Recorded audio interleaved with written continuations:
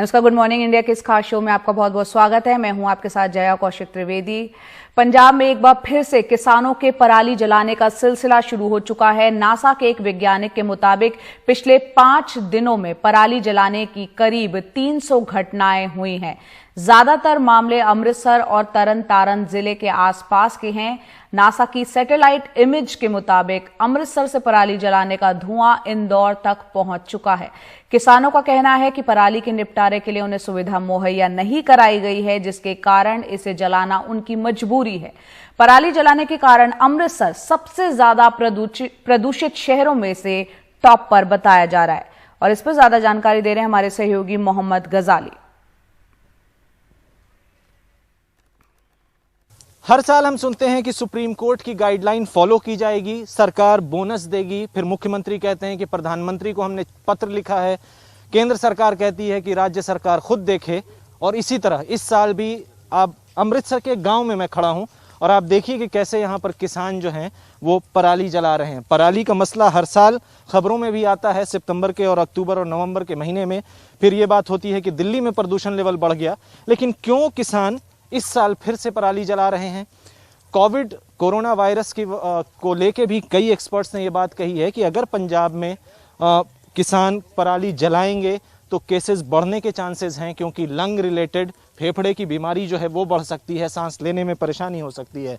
सरवन जी बताएं कि सरकार जो है वो हर साल कहती है कि ना जलाएं, पराली ना जलाएं, और इस साल जो है मशीन्स देने की बात की है, गांव में मशीन्स देने की बात हुई थी, और फिर हम देख रहे हैं कि यहाँ पराली जल रही। क्यों आप लोग हर साल जलाते हैं? देखिए, जो ग्रीन ट्रिब्यूनल की हदायतें आई सी की जीएनडी की, तो वो इस तरह की आई सी भी आप जो 2.5 एकड़ वाले किसान हैं उसको फ्री ऑफ कॉस्ट खेती मशीनरी दीजिए।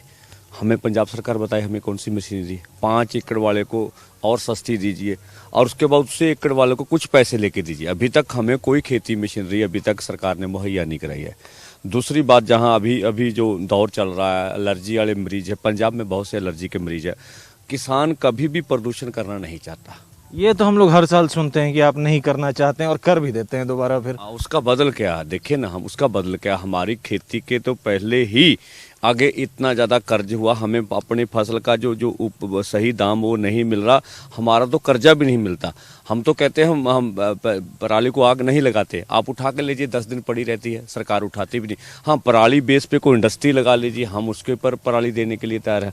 तो कोई सरकार हल बताए ना। हमें खेती का प्रदूषण ही 5-6% है, तो उसके ऊपर सारा मीडिया भी जोर लगाता है, सरकार भी जोर लगाती है। अच्छा, आप तो किसान नेता हैं, यहाँ पे और भी किसान हैं, उनसे हम पूछें कि आप लोग बताइए कि अमृतसर में जो है कोरोना के केस बढ़ रहे हैं, पंजाब में कोरोना इतना ज़्यादा है, इससे जो है सांस की बीमारी भी बढ़ती है, और हर साल हम लोग यही सुनते हैं कि किसान नहीं जलाएंगे। क्यों आप लोग करते हैं? देखो जी, किसान की जिम्मेदारी, किसान छोटा किसान है, 2-2.5 एकड़ वाला किसान है, ਜਾਂ तो इसका कोई फेर बदल देवे कोई सरकार, ਜਾਂ ਅਸੀਂ ਕਹਿੰਦੇ ਵੀ ਸਾਨੂੰ 6000 रुपया ਦਿਓ, ਅਸੀਂ पराली ਕੱਢ के बाहर साइड ਤੇ लगा दिए, क्योंकि छोटी मशीनरी का काम नहीं है, बड़ी मशीनरी का काम है।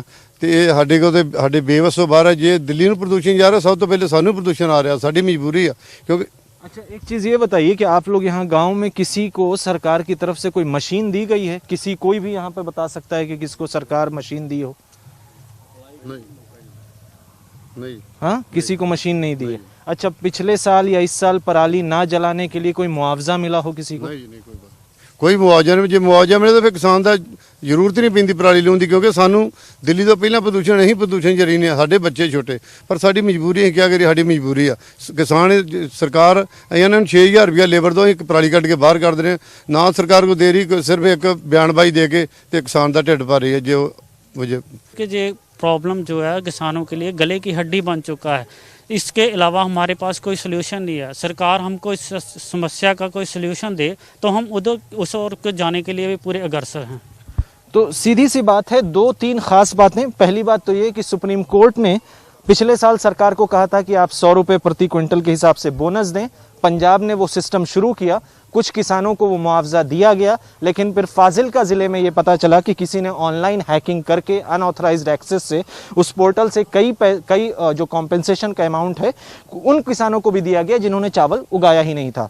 दूसरी बात यह कि कोरोना के केसेस बढ़ रहे हैं, उसके बावजूद किसान कह रहे हैं कि सरकार की तरफ से हमें यहाँ पर मशीन मुहैया नहीं कराई गई है, इसलिए वो रात में यहाँ पर पराली जला रहे हैं। पंजाब में कोरोना के केसेस बढ़ रहे हैं। एक्सपर्ट्स ने ये वार्न भी किया था सरकार को कि अगर इस पराली की आग को ना रोका गया तो पंजाब में केसेस और भी बढ़ सकते हैं। कैमरा पर्सन अश्विनी के साथ अमृतसर से मोहम्मद गजाली, एनडीटीवी इंडिया।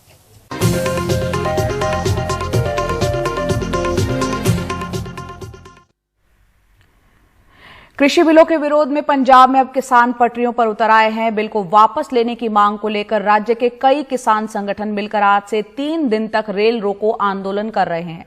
प्रदर्शन के मद्देनजर पंजाब से गुजरने वाली तमाम ट्रेनें 3 दिनों के लिए रद्द या फिर डाइवर्ट कर दी गई हैं। रेल रोको के साथ किसानों ने कल पंजाब बंद का भी ऐलान किया हुआ है। आपको बता दें कि किन बिंदुओं को लेकर दरअसल ये किसान विरोध कर रहे हैं। पहली बात यह है कि न्यूनतम समर्थन मूल्य का कोई जिक्र नहीं है इन बिलों में।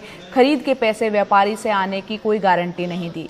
अब व्यापारी मंडी से बाहर भी किसानों की फसल खरीद सकेंगे। पहले किसानों की फसल को सिर्फ मंडी से ही खरीदा जा सकता था। इसके अलावा केंद्र सरकार ने अब दालें, आलू, प्याज, अनाज आदि को आवश्यक वस्तु नियम से बाहर कर इसकी स्टॉक सीमा खत्म कर दी है, जिससे इनकी जमाखोरी का रास्ता खुलता है।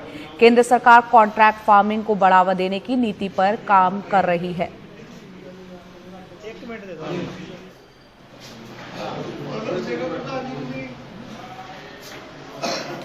तो यहाँ पर पटरी पर उतर आए हैं, सड़कों पर उतर आए हैं तमाम किसान पंजाब के, और कल उन्होंने पंजाब बंद का ऐलान भी किया है। 3 दिन तक, आज से 3 दिन तक लगातार रेल रोको आंदोलन का भी उन्होंने आगाज किया है, और अलग अलग इलाकों में फिरोजपुर, अमृतसर में इसका असर भी देखने को मिल रहा है। हमारे सहयोगी कुछ ही देर में मोहम्मद गजाली हमारे साथ जुड़ेंगे, जो बताएंगे कि किसान जो कि अन्नदाता कहलाता है, क्यों और किस बड़े पैमाने पर आज उसको उतरने के लिए मजबूर होना पड़ा है और किस तरह का असर पंजाब में देखने को मिल रहा है। इसके अलावा हम जानते हैं, हमारे साथ जुड़ गए हैं मोहम्मद गजाली, हमारे सहयोगी। गजाली, यहाँ जिस अन्नदाता की आय को सरकार ने दोगुना करने का वादा किया है, आज वो सड़कों पर है। आज से रेल रोको आंदोलन 3 दिन तक जारी रहेगा। इसका असर आप पंजाब के अलग अलग शहरों में किस तरह से देख रहे हैं, कैसा असर दिख रहा है? 9 सवा 9 का वक्त हो चुका है। देखिए, इस वक्त हम खड़े हैं अमृतसर के एक गांव में जिसका नाम पंधेर है। यहीं के एक किसान यूनियन के लीडर किया है आज ही के दिन 24, 25 और 26 3 दिन रेल रोकना है।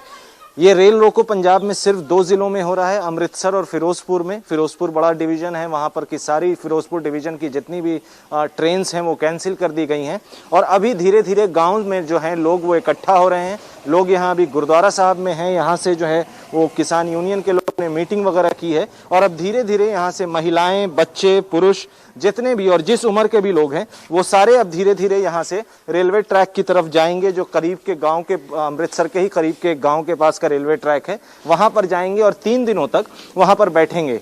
अब मैं आपको ये बता दूं कि ये जो विरोध प्रदर्शन है ये खत्म होने वाले नहीं हैं।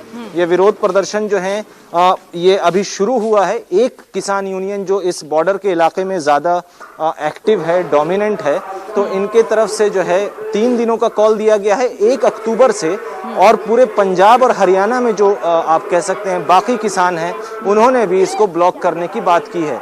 अभी जो आप आवाज सुन रही हैं गुरुद्वारा साहब से इसी का ऐलान किया जा रहा है जी, कि लोग जो हैं रेलवे ट्रैक्स की तरफ जाएं और वहां पर बैठें। तो महिलाएं, बच्चे, किसान सारे वहां पर जाने के लिए तैयार हो रहे हैं। जी, बहुत बहुत शुक्रिया मोहम्मद गजाली इस पूरी जानकारी के लिए। तो किसान अपने हक की लड़ाई सड़कों पर और पटरियों पर लेकर आ गए हैं। तमाम यहाँ के फिरोजपुर और अमृतसर के बच्चे, बूढ़े, जवान, महिलाएं आज रेल रोको आंदोलन के तहत सड़कों पर पहुंचेंगे, पटरियों पर पहुंचेंगे। अब रुख करते हैं दूसरी खबर का।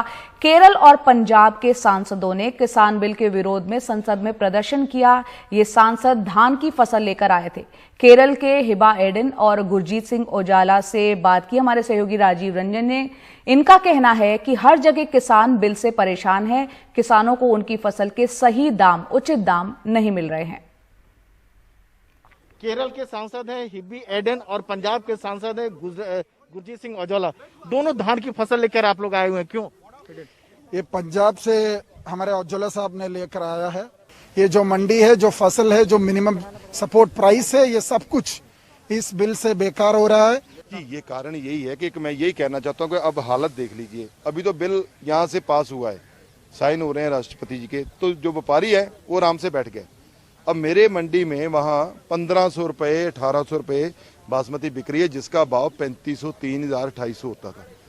इस बार फसल भी कम है, कोई बीमारी पड़ने की वजह से कम हो गई है, लेकिन खरीदने वाला कोई नहीं है। क्यों? क्योंकि उसको संरक्षण मिल गया गवर्नमेंट का। ये बताइए, क्या केरल के किसानों को भी सेम प्रॉब्लम है जो पंजाब की प्रॉब्लम है? किसान बिल ये सिर्फ पंजाब के प्रॉब्लम नहीं है, ये समस्या पूरे देश भर में है। हर प्रदेश का किसान को ये समस्या रहेंगे, और जब ये बिल लागू करेंगे तो उनका जो मुद्दा है, जो उन्होंने जो बिल में कहा है, उसके खिलाफ कॉर्पोरेट लोग इसमें लगेंगे और पूरे जो दाम का जो एमएसपी मिलना है वो नहीं मिलेगा। अभी जो औजला साहब ने कहा है, ये किसानों के जो हक है और वो हक का निराकरण होगा, और ये बहुत बड़ा मामले में चल रहा है। लेकिन क्या कानून बनने के बाद भी आप लोग लड़ाई हर जगह जारी रखेंगे अपनी? बिल्कुल, लड़ाई तो जारी रखेंगे जब तक लोगों को न्याय नहीं मिलता। अब गांव में लेके जाएंगे इस लड़ाई, तो गांव में पहले ही शुरू हो गई है, लेकिन गांव में जाएंगे, जिन लोगों ने इनको वोट डाला उनको बताएंगे ये हालत आपका कर रहे हैं ये लोग।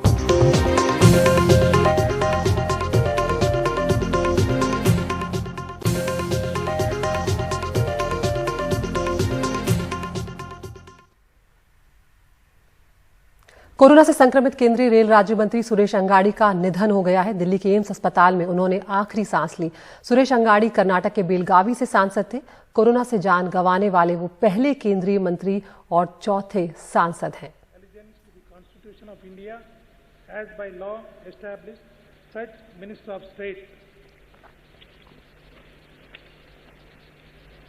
तो एक के बाद एक कोरोना जानलेवा साबित हो रहा है लोगों के लिए। कोरोना से जिन 4 सांसदों की मौत हुई है उसमें सुरेश अंगाड़ी के अलावा एच वसंत कुमार, अशोक गस्ती और बल्ली दुर्गा प्रसाद राव भी शामिल हैं।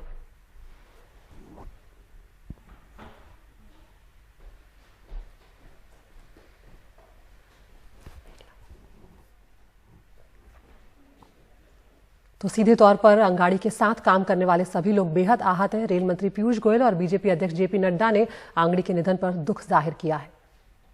He was an absolutely wonderful human being, my dear friend, colleague, and so passionate about his work for the railways कि दिन रात एक करके संवेदनशीलता के साथ, with a lot of feelings for passengers, for our people of India, वो काम करते थे। Our relationship was more than a brother's relationship. He was elder to me, always guided me, supported me, helped me.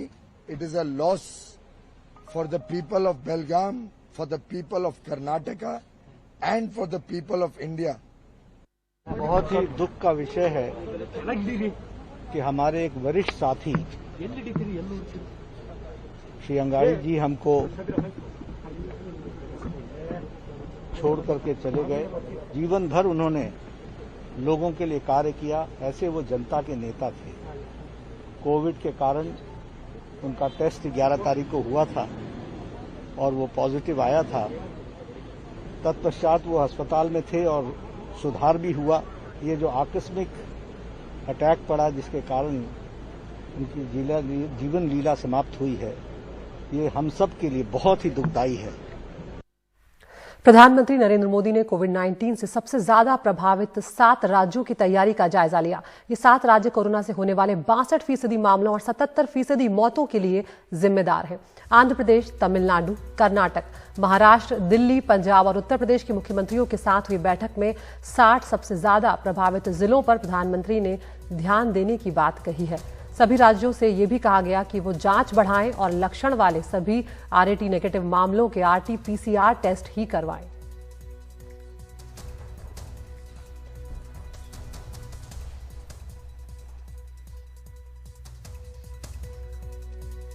और good morning India में वक्त हो चला है टॉप न्यूज का एनडीटीवी इंडिया आप यूट्यूब पर भी देख सकते हैं और हम आपको टॉप न्यूज दिखाते हैं। तो आज पहली खबर है ड्रग्स रैकेट मामले में अभिनेत्री दीपिका पादुकोण, श्रद्धा कपूर, सारा अली खान और रकुलप्रीत सिंह, एनसीबी ने उनको तलब किया है और उनसे अब पूछताछ होने जा रही है। दूसरी बड़ी खबर है कोरोना से मोदी सरकार के रेल राज्य मंत्री सुरेश अंगाड़ी का निधन हो गया है, जो बेहद दुखद खबर है। तीसरी खबर कृषि बिल के विरोध में पंजाब में पटरियों पर उतरे हैं किसान और अब तमाम जगहों पर किसानों का जो विरोध प्रदर्शन है वो बढ़ता ही जा रहा है।